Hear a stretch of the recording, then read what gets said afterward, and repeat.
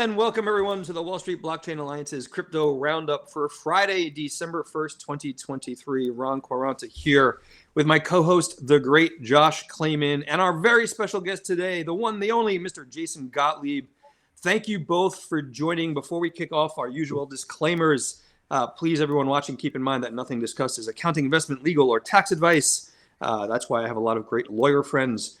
Please also keep in mind that everything discussed here is our own personal opinions and really doesn't necessarily represent the views of our individual firms. For those of you watching us on LinkedIn Live and Twitter, thank you so much for joining us. If you've got questions for Jason or Josh or myself, please post them in the chat. We'll get to them during the session. Josh, Jason, welcome. It's good to have you both. Great to be here. So, Josh, I see all the fun stuff you guys do every week, and I was having FOMO, so I'm pleased to be invited and great to talk to you guys. They're happy to move me away from host, Jason. So if you want to host this every week, it's yours. I want to kick off. Last week, Josh, you and I and David had the opportunity to take off, and for the audience, David couldn't join us. I think he's on the Learjet heading out of the compound someplace. But you'd think it'd be a boring Thanksgiving week. Nope. Binance settlement, Kraken suits. I want to start there. And Jason, I'd like to dive into that real quickly with you. For the audience who may not have seen, please speak to us. What happened with Kraken? What happened with Binance? Let's level set for the audience. Sure. So because crypto never sleeps and crypto regulation never sleeps, nobody's eating turkey. We're all just thinking about law. So the SEC filed a lawsuit against Kraken, and in many ways, it's very similar to things that we've seen before. Uh, After it does some throat clearing with some allegations about commingling of customer assets, which I've got a lot of other things to say, but it never quite comes back around to that, and mostly then it turns into a clone of some exchange suits that we've seen before, largely against Coinbase, except it doesn't talk about the staking issues because, of course, Kraken settled on some staking issues with the SEC previously. And we also see some of the same allegations against Binance, none of the fraud allegations against Kraken, and we've seen other similar allegations against Bittrex and Bioxy. Mm.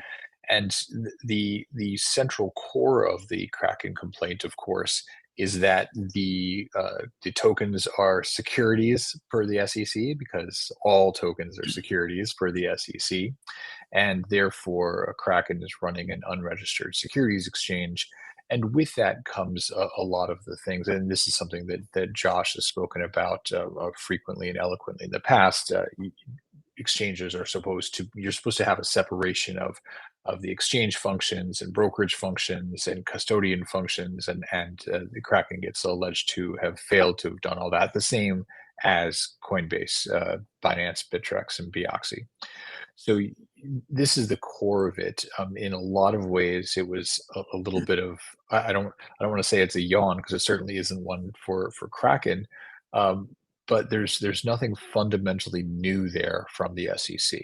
The interesting undercurrent may have been that they had previously settled with Kraken on the staking, and people thought, okay, maybe they're going to move on.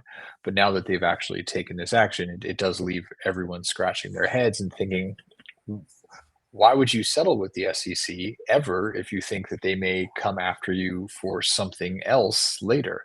I'm sure around this time, Kraken wishes it had that $30 million back to pay for the lawyers to fight the battle all in. And it makes it, frankly, more difficult for people to reach settlements with the SEC. So that's my overview of Kraken. Jason, thank you so much. Josh, weigh in there, and I do still have some questions I want to follow up with there, but please go ahead, Josh. So I have some questions for Jason, actually. I mean, I have my own thoughts, but I'm so excited that Jason's here, because so often on the Roundup, we'll say, well, we wish we had one of our litigator colleagues here, and here we do. And Jason has very, very deep and long experience in the space. We've been busy this year. Yeah. So I guess, Jason, can we look at this? I mean, if we think strategically from the SEC's perspective here, we now have the case against Coinbase in the Southern District. We have the case by the SEC against Binance in the DC district. And now we have this case against Kraken. As you noted, it has many shades of the prior enforcement actions that the SEC has brought, and it is in the Northern District of California. Is this the SEC's way of forum shopping, or is there 3D chess going on here with respect to Mm. potential appeals? Perhaps, but first let's look at the case for checkers rather than 3D chess.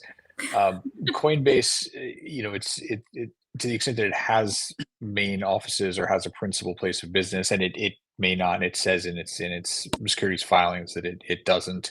But it has an office in New York and people in New York. Kraken has an office in San Francisco and people in San Francisco. Binance, who knows? So there, it's a little bit of a pick'em for the SEC. So if they've got people from the DC office doing it, they're just picking people from the DC office. The SEC has the right to sue wherever it wants. If you have minimum contacts with the United States, the SEC can sue in any federal district in the United States. But the defendants could make a motion for inconvenient venue and try to move if you tried to sue them somewhere where you really weren't. If you're a shop in Seattle and they tried to sue you in Miami, you could say this isn't fair. What are you doing? So to avoid those kinds of disputes, the SEC will frequently just sue people in their backyards. They sued Bitrex in the Western District of Washington, sued the Wahi folks in that same place just because that's where they were, so you avoid some of the arguments. So that's the case for the simple thing. But you're right, there is some 4D chess going on when they're looking around thinking, okay, who are deciding these suits? Remember, the Coinbase suit is in front of Judge Fela, who issued a decision that was in the Risley v. Uniswap class action that seemed to be promising for Coinbase in several respects. And we can go into that if we want. But they might have thought, maybe we don't want to be in that same district. On the other hand, there are plenty of judges in the Southern District who are more friendly to the SEC, and it's a random lottery, so who knows what they were going to get. And I should note that all of these judges they're all good judges. It's just some may have different leanings than others. Particularly the judges I'm in front of right now are really terrific judges. So thank you for that. Jason, Josh, thanks so much. Josh, I'll give it back to you, but I do want to go back to one thing, Jason, if I could. And you made an interesting point. For those in the audience who may not know, Kraken did settle with the SEC on the staking business. I think it was earlier this year. Someone correct me if I'm wrong. $30 million settlement. And I guess for a novice like myself who might not understand the inner workings of a regulator like the Securities and Exchange Commission, is there an obligation for them to have said, oh, by the way, we're looking at this other stuff? I almost feel like, how did Kraken not know, or how are they not informed that the SEC might be operating in this direction? And are they different divisions doing those things, or are they the same division? Kraken pays $30 million and 10 months later, by the way, got you again, which is how some of the executives at Kraken portrayed it. So I think that the folks at the SEC are never going to say, okay, you've given us this, you're completely off the hook on this other thing, and we'll never come after you. Like they're just not going to do that. And to be fair to them, it wouldn't be appropriate for them to do that, right? They can't say, thanks for this, and we'll give you a free pass if we think you're violating the securities laws on something else. This is usually why people want to get everything wrapped up into one settlement and reach an understanding. And sometimes you can reach some kind of understanding with them, even if it's sort of implicit, a wink, wink, that they're done, they're turning the page and moving on. That said, it's it's not that they're different divisions, and ultimately I wouldn't talk about the SEC having different divisions because it's all one enforcement division. Sure. It all goes up to the head of enforcement who sits in DC, who has to sign off on every enforcement action they bring, and it all goes back to the 5 commissioners who vote to authorize every action they bring. So there are definitely different personalities and different factions within the SEC, but ultimately it is the SEC, it is the enforcement division. And the fact that they're operating in different offices has some commonality and common overlap. Jason, thanks so much. Josh, do you want, pardon me, do you want to weigh in? So, sure. I mean, some of the things that come to mind as a result of this are, I guess, what would stop the SEC, if anything, from bringing kind of similar suits against the other trading platforms? And are we just going to see one after the other brought? I do think the timing is super interesting. For example, we not only saw, the Binance guilty pleas and CZ step down at around the same time that I know we're going to go into, but just very recently, Bittrex announced that it was going to cease operations, right? And so I just think the timing is just very, for lack of a better word, interesting. And I do have to mention, I believe it was one of our friends from the WSBA who I know where pointed you're going with this. about the tweet, right? The tweet of the complaint. I hadn't realized, and I had been thinking, was there some kind of coordination? Was there some thinking? And a friend of ours pointed out, actually, although you guys probably were right on top of it too, I was not, that while there was a 3 p.m. press conference, not this week but last week, about the Binance guilty pleas, right, where the CFTC was up there, we had Janet Yellen and her pronunciation of Binance, which shall live on forever, as well as various other players from the DOJ and others. We did not have the SEC up there because the SEC has not settled the SEC v Binance matter. And yet, right before the 3 p.m. press conference, evidently there was a 2:59 p.m. tweet from the SEC of the Kraken complaint. So I think it's fascinating to watch the interplay among these agencies. Josh, that really brings up an interesting point, and we have this conversation in our legal working group. We've all individually had this conversation, and I think it's something that's lost for a lot of folks in industry and certainly what I'll call general public. And Jason, I'll throw this question to you if I could to start. Is this kind of the turf war that a lot of people envisage happening, between SEC and CFTC, for example? Is that a real thing? I mean, I'm not sure. I think it's fairly complicated to say because it shouldn't be a real thing, right? I mean, one of the fundamental problems that crypto presents for US financial laws is that we are used to having laws that are designed for a thing that is a thing and doesn't change being that thing, right? You're a stock, you're always a stock. It's not going to change. It was a stock on day one, it's forevermore a stock. Yep. Even when you have things that are like, oh, it's convertible debt, so it can change from one thing to another thing, it's clear it is this thing on these conditions, it changes to this thing, and that is how we govern it. Crypto is weird because it's sort of like Schrodinger's token, right? The token is kind of all things to all people until you take it out of the box and examine it, and then it's whatever that regulator happens to who's examining it thinks that it is, and it becomes that thing magically. But crypto can be a commodity, it can be payment, it can be store of value, and if issued as part of something that clicks off all the factors of the Howey test, it can be part of a securities offering as well. So when it exists in this liminal state, when it's all things at once, you're going to have turf battles, not so much, the SEC or the CFTC kind of trying to elbow at each other to say, I want more power over the financial system. But to be fair to regulators, a more legitimate question over what is this thing? What is it acting as at a certain time? And whatever it is, that regulator should have power over it. If it were an investment contract, which I don't think the token itself could ever be, but you could have tokens that are wrapped in an investment contract. If so, then clearly the SEC would regulate that. If it is just a commodity, then the CFTC would regulate it, but only in certain instances, right? Only where there is fraud that affects the futures or derivatives for that particular commodity, right? The CFTC is not a free-floating, we regulate all commodities thing. They only regulate commodities where there are futures for those commodities or where it can affect futures markets. So these are the problems that the regulators are grappling with, and they're all structured around the fundamental ambiguity of tokens, which are just software. They can be whatever they want to be, and it can be as flexible as the human imagination allows. Jason, it's a really good point, and I just want to follow on with that because that really puts to bed some of the perspective that it's all a turf war, it's the politics, and we certainly can have those arguments.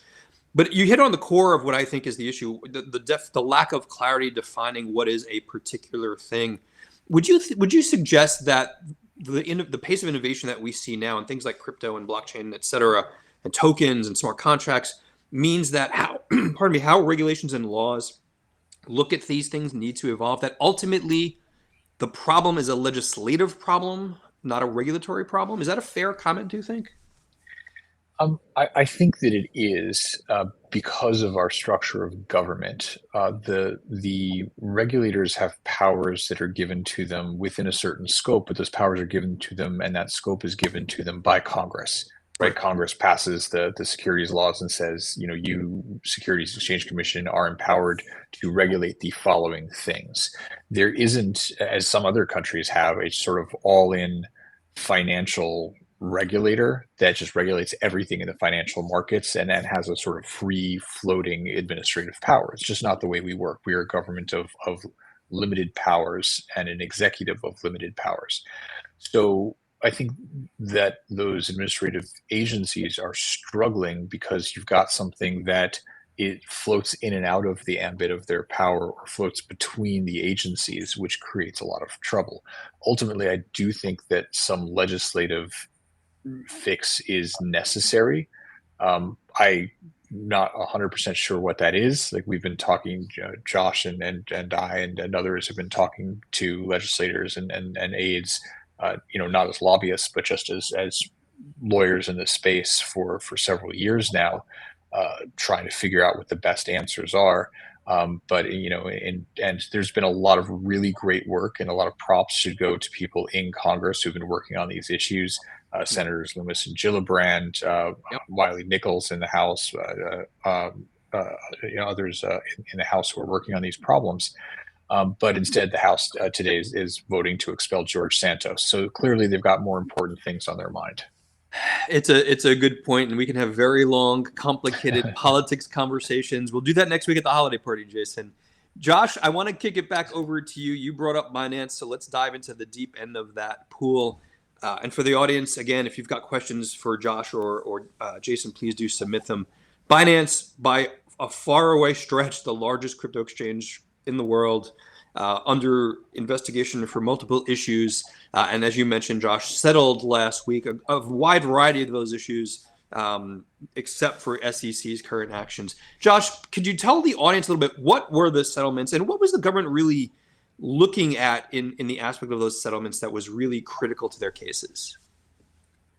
So, I actually believe that maybe Jason may be better positioned to discuss the exact claims, but I would say there were a wide variety. A lot of this came down to national security concerns. I mean, I think that that's the lens through which I'm looking at a lot of things involving emerging tech, including digital assets, as well as AI and things like that, other things that are kind of like frontier tech.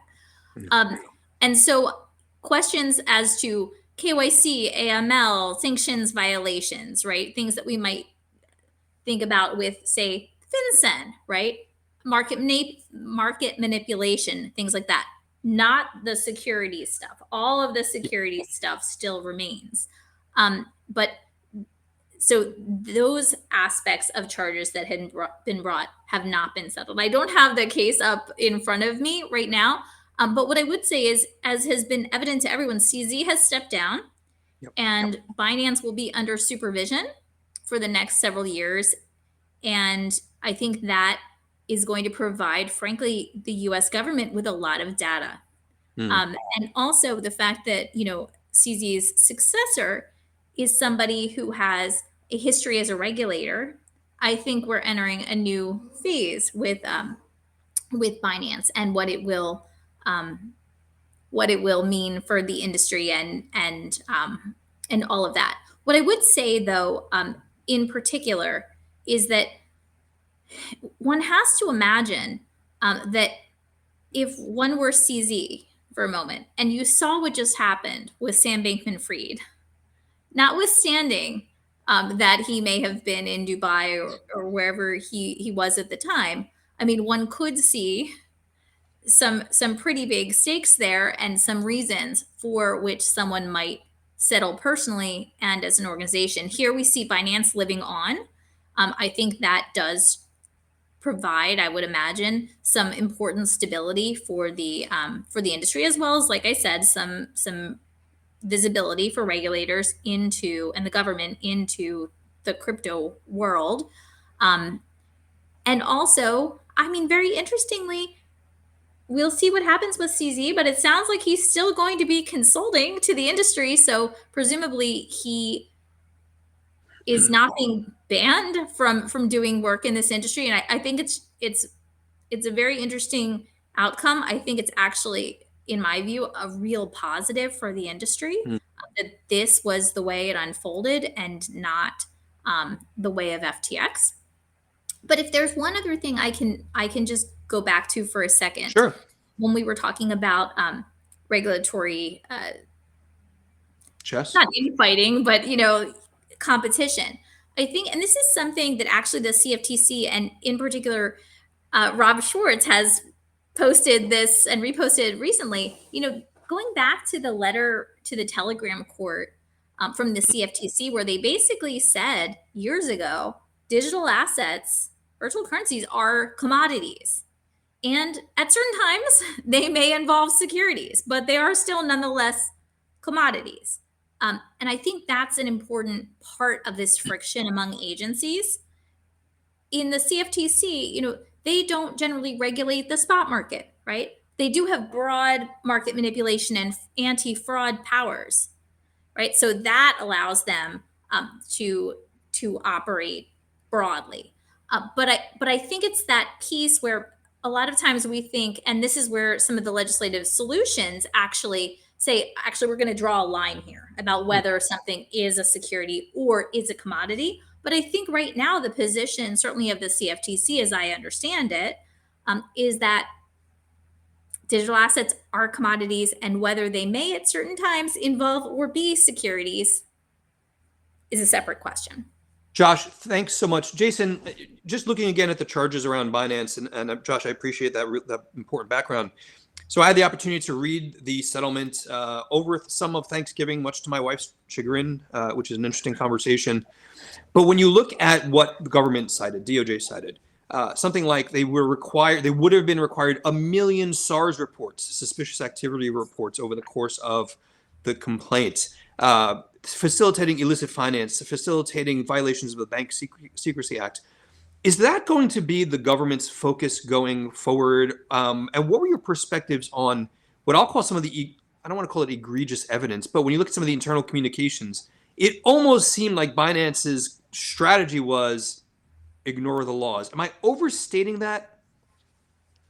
So, look, we saw the allegations in the complaints, and some of the allegations looked pretty terrible. We'll never see those fully tried at this point, at least not in those cases. But some of those seem fully terrible. And I think, after the events in the Middle East in October, the line from the CFTC's complaint against Binance that echoes in my head, where they have, internal communications saying that Hamas was using Binance to finance purchasing automatic weapons. That allegation took on some new and very, very serious weight. So when you have evidence like that, all of a sudden a plea deal starts to look pretty good, especially one that allows the company to continue operating. CZ may still face prison time. There's negotiations going on over what the scope of that sentence is going to be. But settling out the criminal complaint and allowing Binance to continue to exist under the auspices of a monitor who presumably will be able to force them towards a compliant path in terms of AML issues is, I think, an important step forward for the space. I think that there's a deep tension between some of the stronger libertarian aspects of the crypto community who say, we should be able to do what we want. This is the entire purpose of crypto. I am not and have never been one of those code is law people. I always think that law is law. And yes, this is a nod to our friend in the chat who's given us like 10 straight quotes bashing crypto for some reason. I'm not sure why he's tuning in, but that's okay. Good to see you, my friend. The law is the law, and governments around the world are never going to be satisfied with complete and total financial privacy. Whereas those of us who want more privacy protections are trying to push back against this. Eventually, we have to find some balance. We cannot have financial systems that afford people the right to, freely launder money for Hamas terrorists or for North Korea, et cetera, et cetera. Yep. But by the same token, we do not want a financial panopticon where you must give all of your most secret financial information to Citibank so that, if you are a woman in Texas who is saving up to go to New York to get an abortion, the state of Texas can easily get your records from the bank, prove that you did it, and put you in jail, right? Those of us who are financial privacy advocates are warning that that's a terrible state of affairs. And we need to balance these issues. I hope that the Binance plea is not the end of this negotiation between privacy advocates and the government, and I don't think that it will be. Jason, Josh, thanks so much. I want to rip up the script a little bit as we're talking about Binance, and we're only have a few minutes. And we talked about this in the legal working group meeting last week, Jason. Is this did the government look at and can have a concern about the overall market impact? You could have argued, or some people have argued, Binance has got to go. This organization should be wiped out, but they didn't do that. Is it because they also had a concern about the market impact that this might have across global markets, and is a concern about existing customers? What was that kind of economic focus for regulators in your perspective? I think regulators are distinctly concerned with larger market impacts, and they're struggling to reconcile what they are doing and what those market impacts are going to be. Every time they bring a case against anyone, it hurts the economic environment around that party. So they bring a case against a project and in crypto, saying that the token is an unregistered security, and inevitably the price for that token takes a dip, even if only temporarily. So that hits investors. This is the same thing that happens if they sue a company in the traditional finance world and their stock price takes a dip. That hurts investors. They have to balance harm to the investors that they are purportedly trying to protect versus vitiating and upholding the securities laws and sending a message to other people. The more responsible folks at the agencies are focused on that and trying to get that balance right. I don't think that they always get it right, and I think of late they have more often taken actions precipitously that have had wide-ranging collateral impacts that are far worse than the harms they're trying to prevent. I've got numerous examples of that, both that I've been involved with personally that I won't talk about, but other examples as well. I think it's a tough balance, but I think people really need to. I think regulators really need to keep that in mind when they're considering bringing charges against any of these projects. Jason, thanks. Josh, Jason, I think the three of us are like mind when we look at the Binance case and think this is a net positive long-term for the industry. I won't ask you either of you to predict whether or not there'll be an ETF approval anytime soon, but if you've seen the price of crypto in the wake of Kraken, in the wake of the Binance settlement, would you suspect or would you agree that that shows that crypto has staying power? I'm going to start with Josh on that. And I know I never pull Josh into the markets conversation particularly, but you deal with a lot of clients in this space. I mean, as I think pretty consistently have said, builders have kept building. That's right. I think, the industry has had a lot of blows in the past couple of years. And look, it's still going. And there's still big momentum forward. there are a lot of big names that have made announcements of joint ventures, and whether it's pure crypto or whether it's like digital financial market infrastructure involving distributed ledger technology, all these sorts of things, I think we're continuing to move in in a good forward direction. By the way, and I'll pause so that of course Jason can give his view. Before we're done though, I really would like to talk at some point briefly about the bipartisan letter to the agencies or to various agencies about SAB 121. Yep, if it's okay. Go for it. Sorry. Okay, with that, No, Jason, go for it.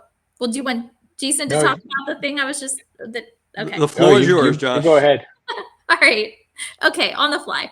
So you guys may have seen, in fact, I'm sure you guys did see, but those in the audience may have seen that on November 15th of this year, it was announced that Chairman of the House Financial Services Committee, Patrick McHenry, and Senator Cynthia Lummis, as well as certain other Congress people, led a letter with a bipartisan group of colleagues, and they sent it to the prudential regulators, including the OCC, the Fed, the FDIC, and the National Credit Union Administration, urging them to clarify that SAB 121, that staff accounting bulletin issued or announced by the SEC, that the Government Accountability Office, the GAO, had said was an improperly adopted rule for purposes of the Congressional Review Act. Basically, this letter to these prudential regulators was saying, please clarify that you are not going to enforce this. I think this is very important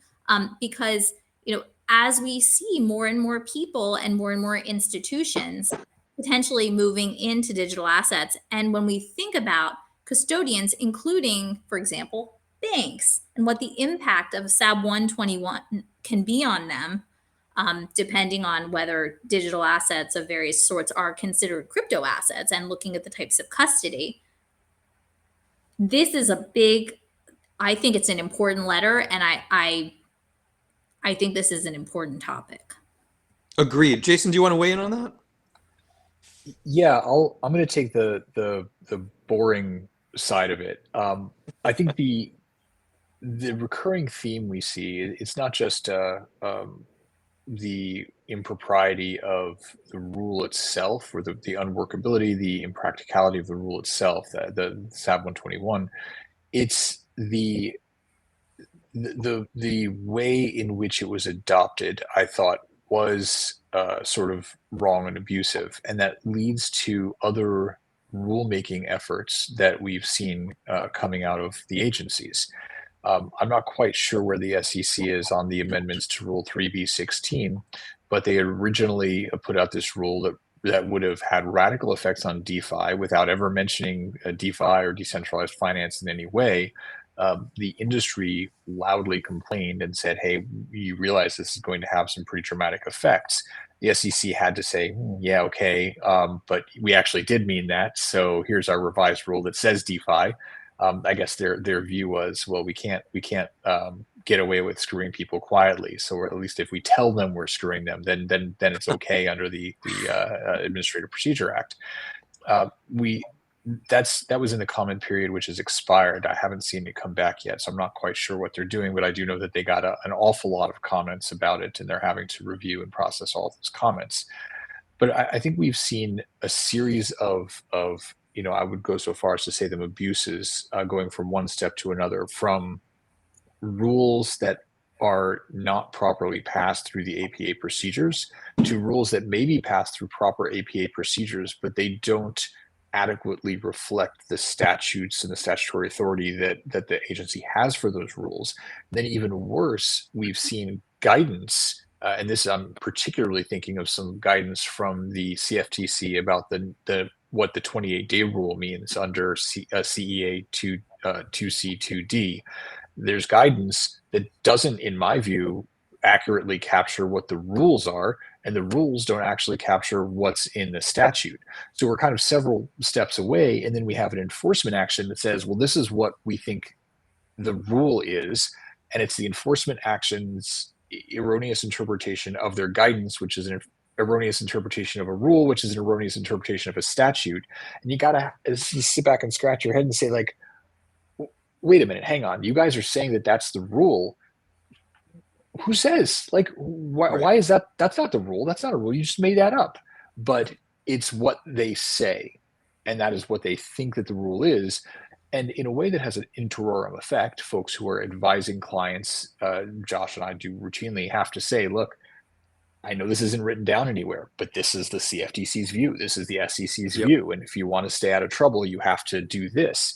But it's a little bit absurdist if you step back and say you have to do this in a country that's sort of supposed to be dynamic and free, to say, well, you have to do something. Well, who says? Oh, because some junior enforcement officer said that that's the rule, but that rule is not embodied anywhere in anything that's written down in any of the statutes, the rules, or the guidance, or the interpretation. And it's led to a kind of an absurdist situation. They like to do this because it creates some regulatory ambiguity, strategic ambiguity, so that they can later employ these unwritten rules where they feel they want to.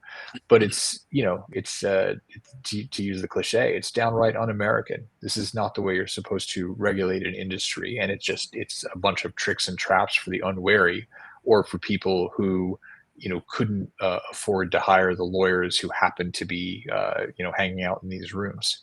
Jason, Josh, thanks so much. We could keep going. It's such a complicated topic, Jason. I'm really grateful.